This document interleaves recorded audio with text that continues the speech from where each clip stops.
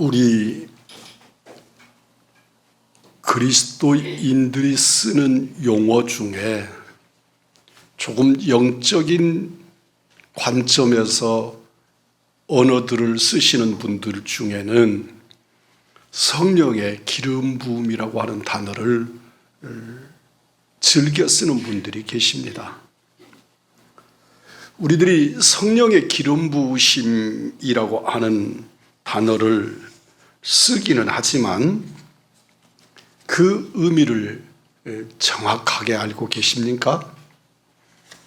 성령의 은사와 기름 부음은 상호 보완적으로 쓰이는 단어입니다. 우리가 받은 성령의 은사들이 기름 부음을 통해서 역동적인 역사를 일으키기 때문입니다. 그래서 기름 부으심이란 일회적인 사건이 아니고 우리의 삶 속에서 계속적으로 반복되어 나타나야 하는 일입니다. 하나님께서 내게 은사를 주시고 그 은사가 은사 되도록 역사하는 능력이 기름 부으심이라는 말입니다. 성령과 동행하기 위해서는 우리는 말씀을 깨닫고 알아야 합니다. 우리는 믿으면 된다고 생각하지만 실제로 우리의 믿음이 무엇인지조차 모를 때 우리는 맹목적이거나 또는 허망한 것을 붙드는 경우가 참으로 많습니다. 성령 충만하다는 사람이 은사에 관한 경험, 은사에 관한 것만을 말한다면 그는 실제로 성령 충만하지 않을 가능성이 높습니다. 성령 충만한 자는 예수님에 관한 것으로 가득해야만 합니다. 성령 충만한 사람의 특징은 성령 충만하기 때문에 신령하고 신비하고 그런 게 아니라 그의 삶과 인격과 모든 삶의 전반에 예수를 드러내는 삶을 사는 것입니다. 그래서 성령 충만한 사람은 신비한 어떤 은사의 행위를 하는 것이 아니라 그에게서 예수가 드러나고 예수를 증거하고 예수로 충만한 사람이 성령 충만한 사람입니다. 말씀을 떠나서 성령님을 진정으로 경험할 수 없음같이 성령님이 떠나시면 우리가 하나님의 말씀을 진정으로 순종할 수 없게 됩니다. 우리가 하나님의 말씀을 가졌고 그 말씀을 순종하려고 하면 성령의 내주하심을 누려야 앞에서 말씀을 드린 대로 성령의 기름 부으심을 누려야 가능해지는 것입니다. 오늘 요한복음 16장 7절에서 예수님을 말씀합니다. 그러나 내가 너희에게 실상을 말하노니 내가 떠나는 것이 너희에게 유익이라. 내가 떠나가지 아니하면 보혜사가 너희에게로 오시지 아니할 것이요 가면 내가 그를 너희에게로 보낼 것이다. 사랑하는 성도 여러분, 예수님이 이 땅의 삶을 마감하시고 하나님께로 가신다고 하는 말씀에 제자들이 겁을 잔뜩 먹었습니다. 그럴 때 우리 주님이 제자들에게 하신 말씀입니다. 내가 실상 떠나는 것이 너희에게 유익하다.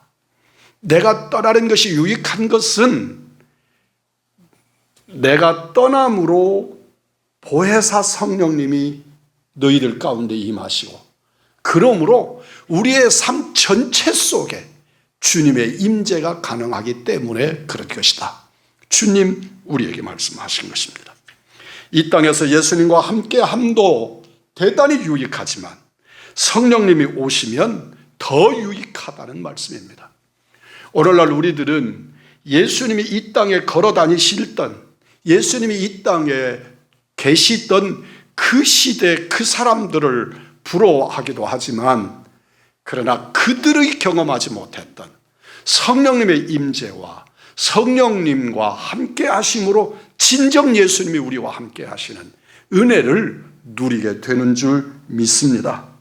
보혜사 성령님은 우리를 돕는 영으로 우리에게 예수님과 천국에 대해서 알게 하십니다.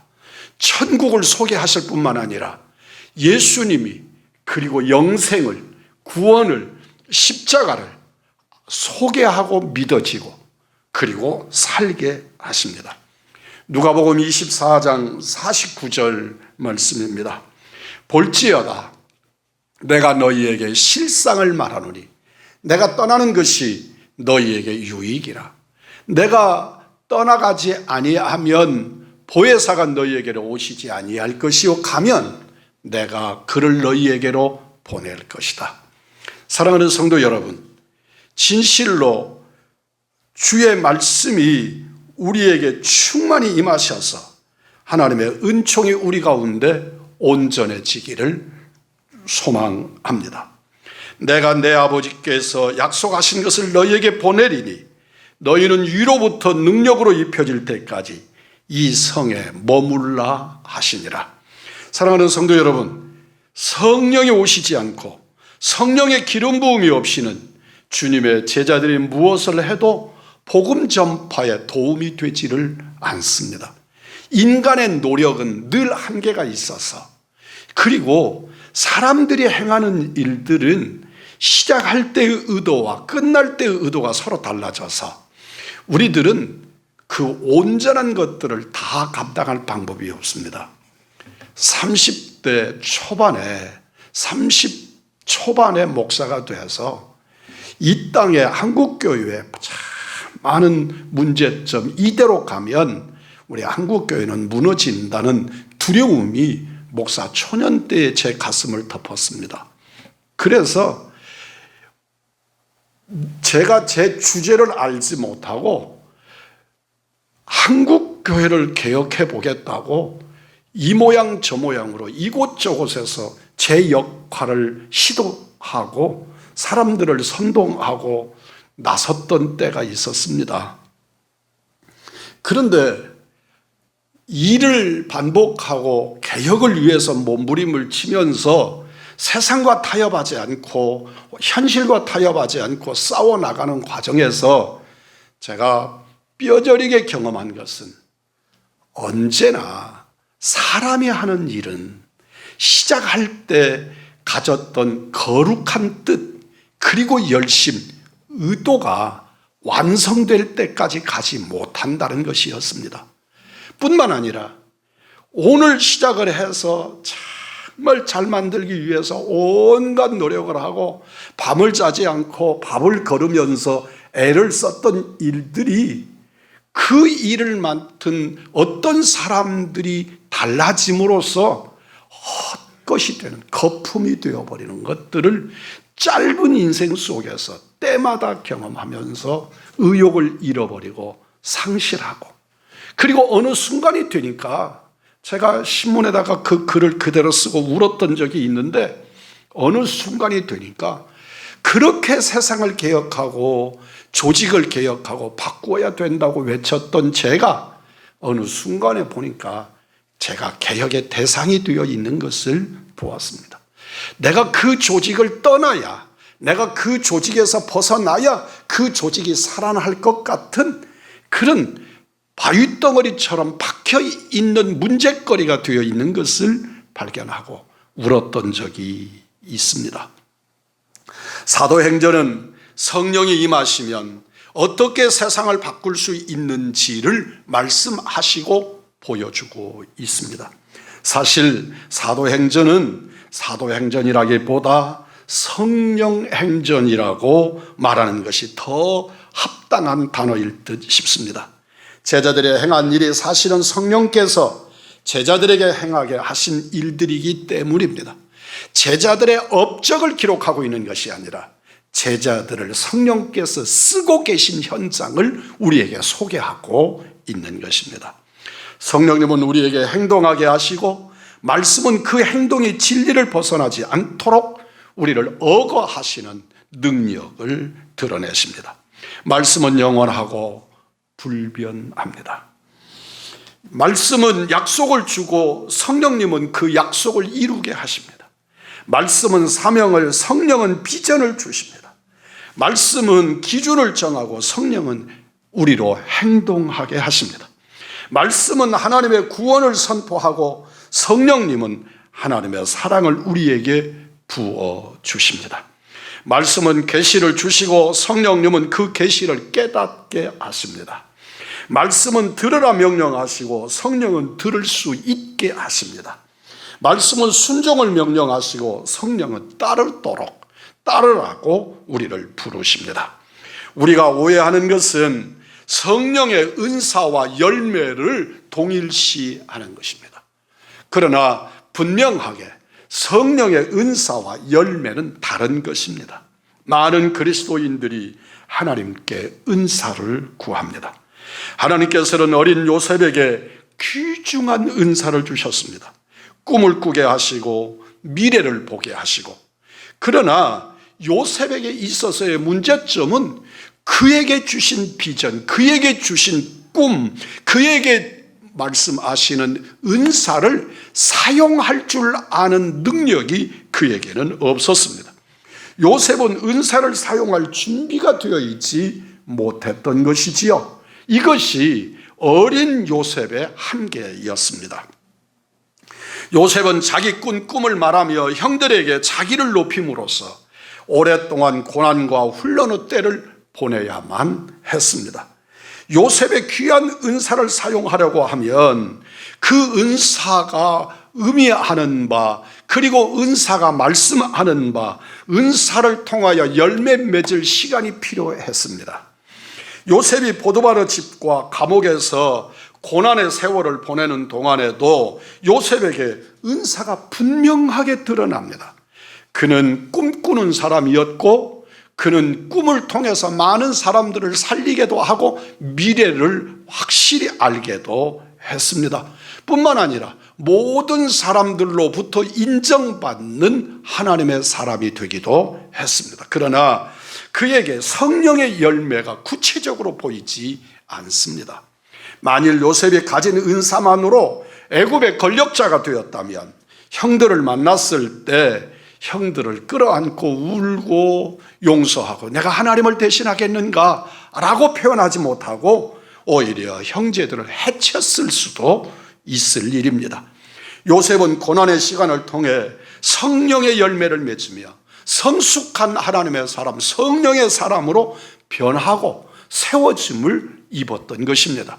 오늘날 여러분과 저에게 은사는 충만한데 그 은사가 성령의 열매로까지 성숙해가지 못해서 인생을 막치는 수많은 사람들을 봅니다. 우리는 불행하게도 성령의 은사에 풍부했던 그리스도인들의 처절한 추락을 목격하게 됩니다. 한때 유명했던 부흥사들의 부끄러운 뉴스의 주인공이 되는 일들을 우리는 굉장히 어렵지 않게 들을 수 있습니다. 너무나 훌륭한 은사를 소유했던 사람들의 타락과 죄를 보고 그들이 행한 은사들을 거짓말이라고 말할 수 없습니다. 단지 그들의 은사가 성숙하지 못하고 은사를 주신 성령의 기름 부으심이 계속되지 못함으로써 성령님의 인격이 그들의 삶에 드러나지 못한 결과인 것이지요. 성숙하지 않은 은사는 결국 인간의 욕망 속에서 그 바닥을 드러내게 됩니다. 우리가 점검해야 할 것은 우리가 받은 은사가 아니라 그 은사 위에 부어지는 성령의 기름 부으심과 은혜로 맺는 성령의 열매입니다. 우리가 하나님 안에서 성령의 열매를 드러내지 못하면 찍어 불에 던지라고 말씀하셨습니다. 기름 부으심을 받지 못한 은사는 우리를 점점 교만하게 만듭니다. 우리 주님은 어떤 현장에서도 비록 사람이 죽었는데 죽은 사람을 살려내는 자리에서도 당신을 드러내는 일에 당신의 은사를 사용하지 않으십니다. 하나님의 영광을. 그래서 사람들에게 말하지 말라 하시고 모든 일을 하나님께 영광을 돌리라고 주님은 주문하시는 것을 보지요. 우리들은 조그마한 일을 해놓고도 그 조그마한 일들이 다 내가 했다고, 내가 했다고 자기 이름을 드러내려고 애를 쓰는 것을 보지요. 그리고 사람들이 자기를 알아주지 않는 것에 대해서 분노하고, 심하면 저주하고 대립하고 분열하고, 그런 모습들을 우리는 봅니다. 사랑하는 성도 여러분, 기름 부으심을 받지 못한 은사는 우리를 점점 더 교만하게 하고 사탄의 놀이개감이 되어지게 합니다. 교만은 성령의 사람을 파멸로 이끌게 됩니다. 누구나 칭찬받는 것을 좋아합니다. 칭찬하는 것은 좋은 일이지만 그 칭찬이 성령님의 인도하심을 받지 못하면 성령님의 기대가 아닌 사람의 기대에 맞추려다가 무너져 버리는 자신을 발견하게 될 것입니다. 우리는 어떤 일에 기일지 못합니다.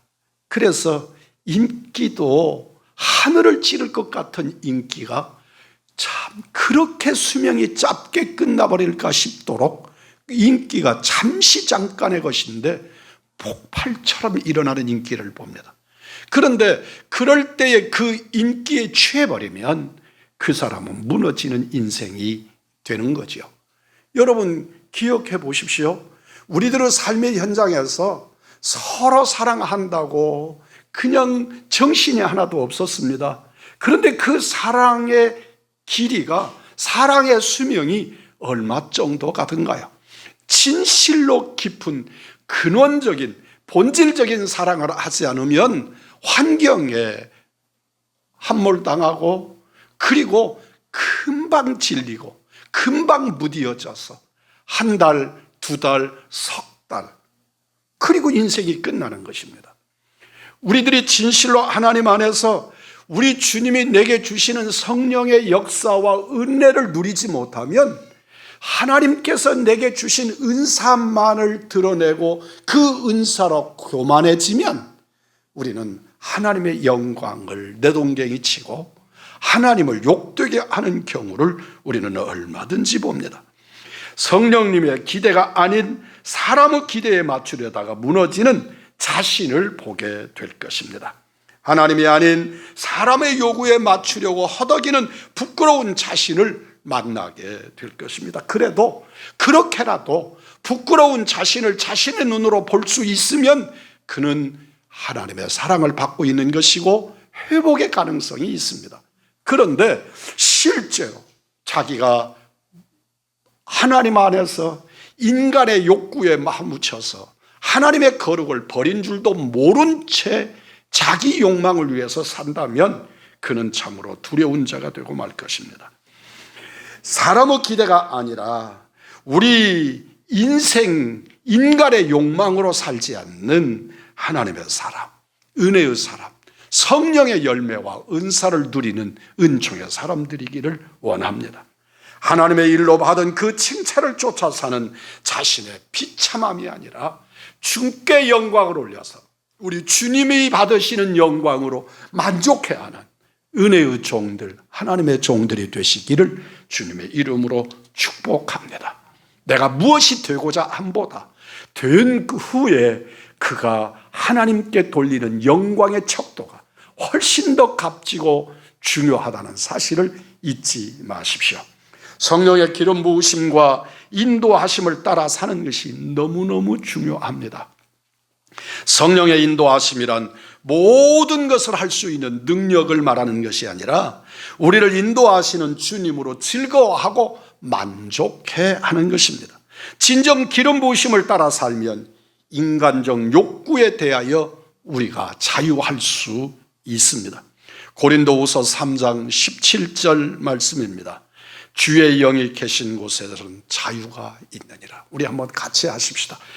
주는 영이시니, 다시 한번 합니다. 주는 영이시니 주의 영이 계신 곳에는 자유가 있느니라. 오늘 말씀대로 그대로 적용하면 주는 성령이시니 주의 성령이 계신 곳에는 자유가 있다고 말씀하시는 것입니다. 성령이 오셨네, 성령이 오셨네, 내 주에 보내신 성령이 오셨네. 우리 인생 가운데 친히 찾아오셔서 그 나라 꿈꾸게 하시네. 지금 이 시대에 역사하시는 성령의 기름 부으심을 기대하는 찬송인데, 진실로 주님이 우리 인생 가운데 성령으로 찾아오셔서 하나님의 나라를 꿈꾸게 하는 놀라운 그 꿈에 동참하는 위대한 하나님의 종들이 되시기를 주님의 이름으로 축복합니다. 본문 13절은 내가 왜 내가 성령님을 존중해야 하는지를 명확하게 말씀합니다. 그러나 진리의 성령이 오시면 그가 너희를 모든 진리 가운데로 인도하시리니 그가 스스로 말하지 않고 오직 들은 것을 말하며 장래 일을 너희에게 알게 하시리라. 성령이 우리에게 오시면 우리를 진리 가운데 인도하실 것인데, 그가 스스로 말하지 않고 들은 것을 말하며 장래 일을 너희에게 알게 하실 것인데, 성령이 알게 하시고 성령이 인도하시는 것으로 알게 된다는 말씀입니다. 성령님은 말씀대로 우리와 함께 하시고 우리를 가르치십니다. 문제는 우리가 그 성령님과 교제하려고 하지 않는 것이 문제입니다. 내가 성령님을 독점할 수 없다는 것과 성령님을 내가 원하는 대로 주장할 수 없다는 것을 잊어서는 안 됩니다. 사도 바울이 성령의 능력에 주하여서 모든 은사를 발휘하니까 그 성령을 내가 돈을 줄 테니까 나에게 팔라고 요구했다가 저주받는 일들을 기억하실 것입니다. 여러분, 오늘은 성령의 은사가 충만하여서 병든 자를 일으켰는데 내일에 가서 그 일이 반복되지 않을 수 있습니다. 왜냐하면 성령님의 역사는 라이센스가 아닙니다. 자격증이 아니기 때문에 그렇습니다. 우리 김동문 권사님이 간호사 자격증을 가졌는데 오랫동안 아이들 키우면서 가정에서 주부로 살다가 그게 자격증이니까 수많은 세월 뒤후에도 여전히 그 자격증으로 일터에서 일하고 있는 모습을 보지요. 성령의 역사는 그렇지 않다는 것입니다. 내가 하나님께로부터 받은 은사가 있어서 오늘 하나님께서 내게 은사의 열매로 이러저러한 일들을 행하셔도 그 일이 내일도 모레도 계속된다고 하는 자격증이 아니라는 것입니다. 오늘은 성령의 은사가 드러냈지만 내일은 하나도 없이 바닥이 보이는 내 인생을 살 수도 있음을 의미하는 것입니다. 사랑하는 성도 여러분, 우리는 성령님을 존중하고 성령님의 인도를 따르며 성령님이 나를 뜻대로 쓰시도록 나를 드릴 줄 아는 믿음의 사람, 성령의 사람, 성령의 열매의 주인공들이 되시기를 주의 이름으로 축복합니다. 오늘 본문 14절을 주목하십시오. 그가 내 영광을 나타내리니 내 것을 가지고 너희에게 알게 하시겠습니다. 내 영광, 예수 그리스도의 영광을 나타낼 것인데 예수님의 것을 가지고 너희에게 누가? 성령님이 알게 하실 것이다 하고 말씀합니다. 그러니 성령님이 내게 드러내는 모든 것들은 예수님의 것, 하나님의 것을 가지고 우리를 증거하시고 드러내시는 것입니다. 성령님이 역사하시는 곳에는 언제나 어느 때나 예수님의 영광이 드러나게 되는 줄 믿습니다. 성령의 은사를 가지고 자기를 드러내고 자기를 높이고 자기가 무슨 큰 권세자인 것처럼 행하게 하는 것은 성령의 역사가 아니거나 성령의 역사를 가지고 자기 교만을 부리는 안타까운 현장인 것이지요. 성령의 기름 부으심의 기준은 주님의 영광이 드러나는 것입니다.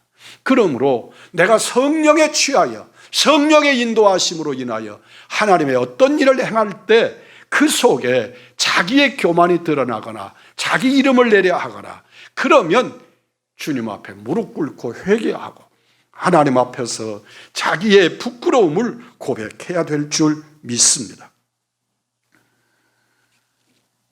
영국의 신학자 켄달은 내일의 기름 부음이라고 하는 책에서 세 종류의 사람을 소개했습니다. 하나는 영광을 떠난 사람, 두 번째는 영광이 임한 사람, 셋째는 영광이 임할 사람. 과거, 현재, 미래의 사람. 그런데 하나님의 영광과 연결된 세 종류의 사람을 소개했습니다. 어제의 사람으로 이스라엘의 초대왕 사울을 들고, 하나님이 직접 말씀하시고 명령하시는 현재의 사람으로 사무엘을 증거로 제시하고, 그리고 미래의 사람으로 사무엘에 기름 부었던 다윗을 내일의 사람이라고 소개하고 있습니다. 하나님의 버림을 받아 어제의 사람이 된 사울이지만 놀라운 것은 그는 여전히 왕이었다는 것입니다. 그가 여전히 왕이지만 이미 하나님의 사울을 떠나셨고, 그래도 그는 왕노릇하고 있는데 내가 왕이니까 하나님이 나와 함께 계신다고 생각한다면 그는 하나님의 능력과 권세와 성령의 역사에 무지한 사람이라고 소개하고 있는 것입니다. 사울은 여전히 왕이지만 왕으로서의 그 이상도 권위도 능력도 다 상실해버린 사람입니다. 그것은 정말 뱀이 탈피하듯이 껍질만 남은 왕인데 자신은 여전히 왕이라고 생각하고 사는 것이지요. 그 껍질을 지키기 위해서 하나님도 버리고 인생도 버리고 빼앗기게 되는 모습을 증명해 보이고 있습니다. 능력을 잃은 어제의 사람은 어제의 능력을, 어제 하나님이 나와 함께 계셨음을, 그 옛날에 내가 잘 살았었음을, 그 옛날에 내가 높았었음을 증명해 보이려고 하다가 더욱 비참해지는 것입니다. 오늘을 받아들이고 그러므로 주님 앞에 무릎을 꿇을 줄 아는 미래의 사람, 현재의 사람으로 살아야 될 것을 켄달은 말합니다. 하나님의 영광이 사라지고 성령의 기름 부으심이 없으면 사무엘상 4장 19절 이하에 나타나는 이가봇의 인생이 되어버리고 마는 것이죠. 하나님의 영광이 떠났다. 그래서 아들의 이름을 이가봇이라 그렇게 짓는 이 아픔의 현장을 경험하게 되는 겁니다.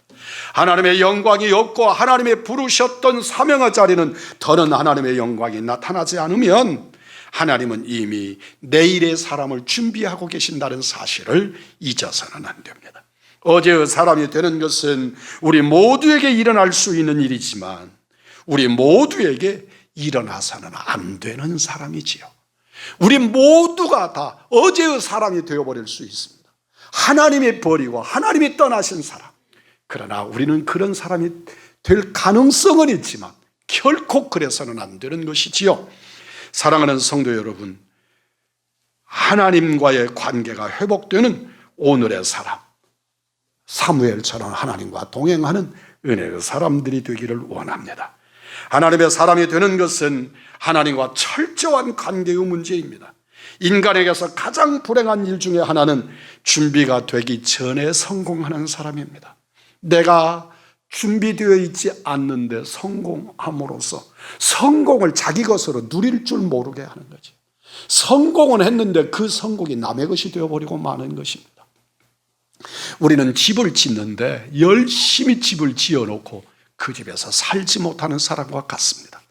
진실로 하나님 앞에서 주님이 내게 주시는 은사로 하나님의 거룩한 일을 하고 마지막에 그 영광에는 참여하지 못하는 참으로 안타까운 일들이 우리 안에 우리의 것이 되어져서는 안 될 것입니다.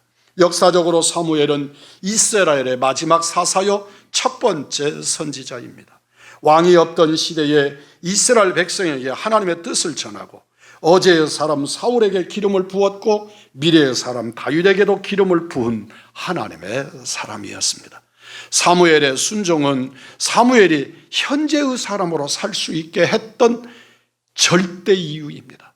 기억하십시오. 사무엘은 어떤 명령을 내려도 순종합니다. 절대 권력자 사울왕 앞에서 하나님의 말씀을 들고 생명을 걸고 다윗을 찾아가서 은밀하게 기름을 붓습니다.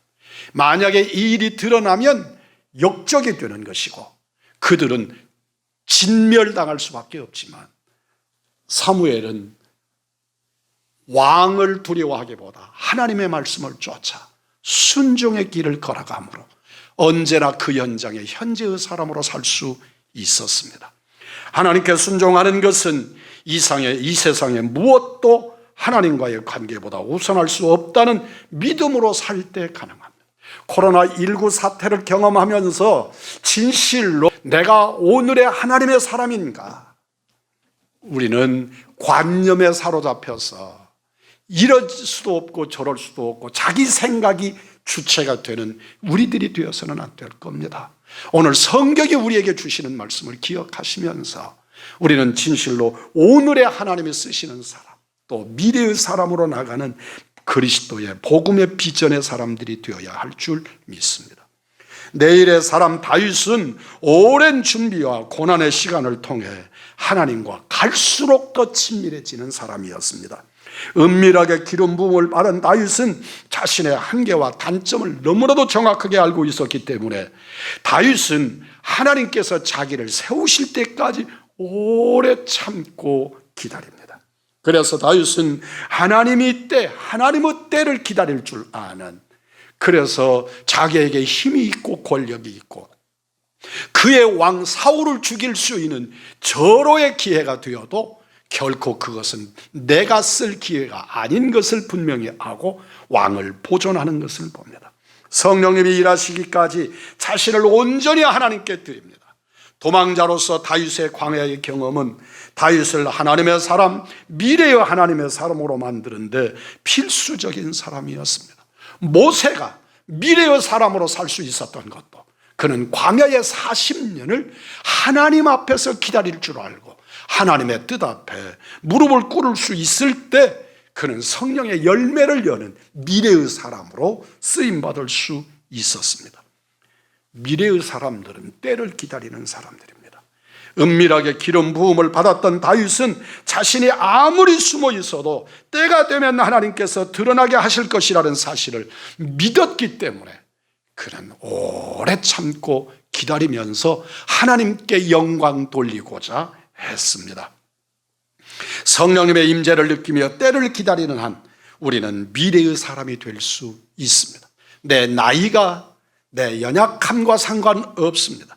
준비의 시간이 길수록 하나님께서 우리를 멋지게 사용하실 것을 믿습니다. 말씀과 성령과 진리 앞에서 우리가 마음을 여는 것은 주의 어떤 명령에도 순종할 준비가 되어 있다는 것을 의미합니다.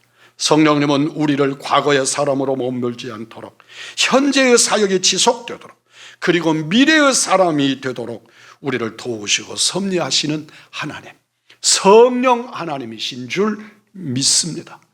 오늘도 성령의 이끌림 받는 성령의 사람, 성령의 은사의 사람, 열매 맺는 성령의 사람들이기를 우리 구주 예수 그리스도의 이름으로 축복합니다.